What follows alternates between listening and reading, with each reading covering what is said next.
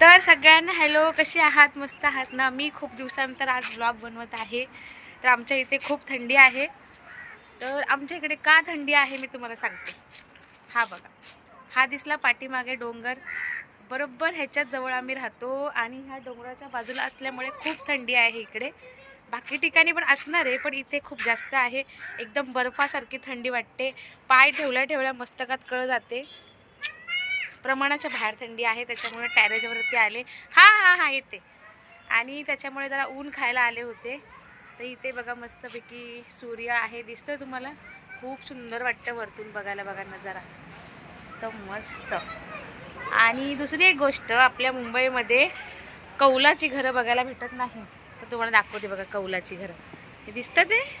ही सगळी कौलाची घरं आहेत.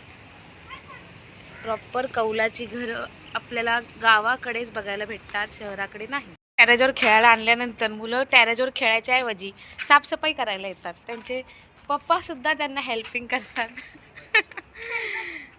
हे बघा, टॅरेजवर खेळायला येतात आणि खेळायचं सोडून असं कचरापट्टी चालू होते आहे ना. आम्ही माती गोळा करतो, माती गोळा करून मातीसोबत काय खेळायचंय ते बरोबर आहे. मातीसोबत कनेक्शन आहे.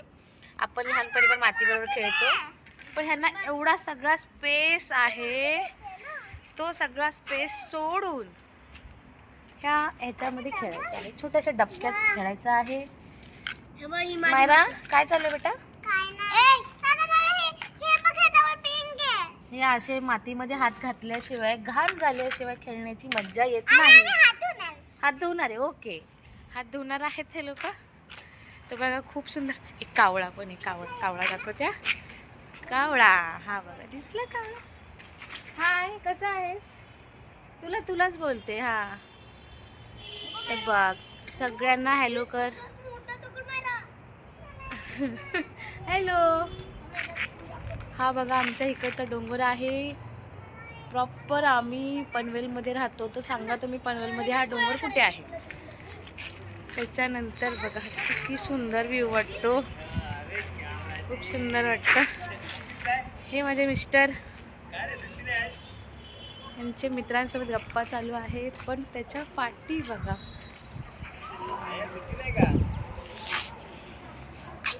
आता बरेच जण असतात व्लॉग बनवणाऱ्यांना, व्हिडिओ काढणाऱ्यांना काय टाइमपासचं काम करतात, ते फालतूगिरी करतात. ते व्हिडिओ बनवणाऱ्यांना खूप लोक नावं ठेवतात. पण खरं तर सांगू का, व्लॉग बनवणं, व्हिडिओ काढणं अजिबात सोपं नाही आहे. काय बोलायचं, काय नाही बोलायचं काहीच सुचत नाही, काही आयडिया नसते, भीती वाटते. हे काम सोपं नाही आहे. हे काम ही तेवढंच अवघड आहे. पण हा डिसिजन मी ह्यासाठी घेतला आहे की मी बाहेर नाही पडू शकत माझ्या ह्या चिंटुकल्यांसाठी. मला माझ्या मिस्टरांना पण सपोर्ट करायचा आहे. आणि हळूहळू मला कळलं की आपण यूट्यूबच्याद्वारे पुढे जाऊन इन्कम म्हणजे कमवू शकतो. आणि मला आवड आहे व्हिडिओ बनवायची, आवडतं मला. तर म्हटलं ह्याच्यातूनच आपण जर काय करू शकणार नसेल पुढे जाऊन, तर करायला काय हरकत आहे.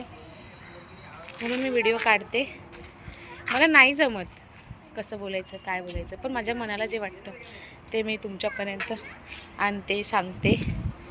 तरी काही चुकत असेल तर मला तुम्ही सांगा, कारण की सुरुवात आहे, गोष्टी शिकायच्या आहेत मला, चांगल्या वाईट.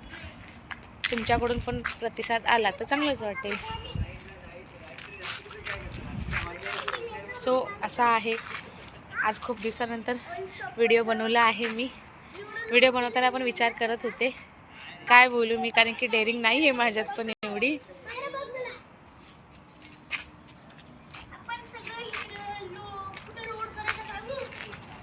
कळलं तुम्हाला? असं होतं. पुढे काय बोलायचं सुचत नाही. चला तर मग नेक्स्ट टाईम, नेक्स्ट व्हिडिओमध्ये भेटू आपण. तुम्हाला कसं वाटलं तुम्ही पण नक्की सांगा. तुमच्याकडे पण थंडी आहे का?